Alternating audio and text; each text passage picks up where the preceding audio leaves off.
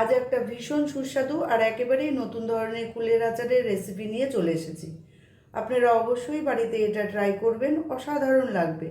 প্রথমে আমরা কুলগুলোকে জল দিয়ে ধুয়ে নিয়েছি। এবারে একটা মশলা বানিয়ে নেব, সেগুলো হলো জোয়ান, মৌরি, জিরে, ধনে, পাঁচফোড়ন, মেথি আর শুকনো লঙ্কা। এবারে এই মশলাগুলোকে সব কড়াইয়ের মধ্যে ঢেলে দিয়ে সবগুলোকে আমরা নেড়ে নেব।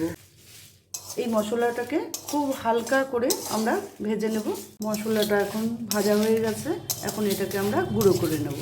আমরা কড়াইয়ের মধ্যে কিছুটা তেল দিয়ে গরম করে নিয়ে তার মধ্যে পাঁচফোড়ন কিছুটা দিয়ে দিলাম আর কিছুটা শুকনো লঙ্কা ছেড়ে দিলাম।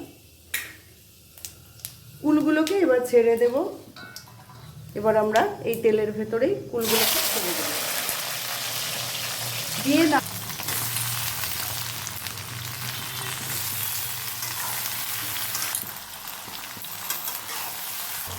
এবার ফুলগুলোকে নাড়াচাড়া করে কিছুটা লবণ দিয়ে দিতে হবে।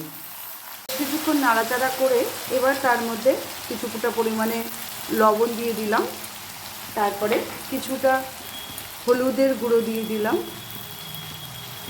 দিয়ে একটু নেড়ে নিলাম। নেড়ে তার মধ্যে আমরা পরিমাণ মতো চিনিও দিয়ে দিলাম।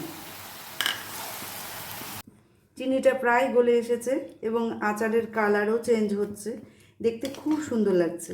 ছেলেবেলায় আচার খাওয়ার কথাও মনে পড়ে যাচ্ছে। আচারটা একদম সম্পূর্ণ রেডি হয়ে গেছে। এখন আমরা ওর উপরে গুঁড়ো মশলাটা দিয়ে নামিয়ে ফেলব। খুব টেস্টি হয়েছে আচারটা। আচারটা ঠান্ডা হয়ে গেলে অবশ্যই কাচের বয়ামে রাখতে হবে আর রৌদ্র দিতে হবে। রৌদ্র দিলে টেস্ট আরও বাড়বে।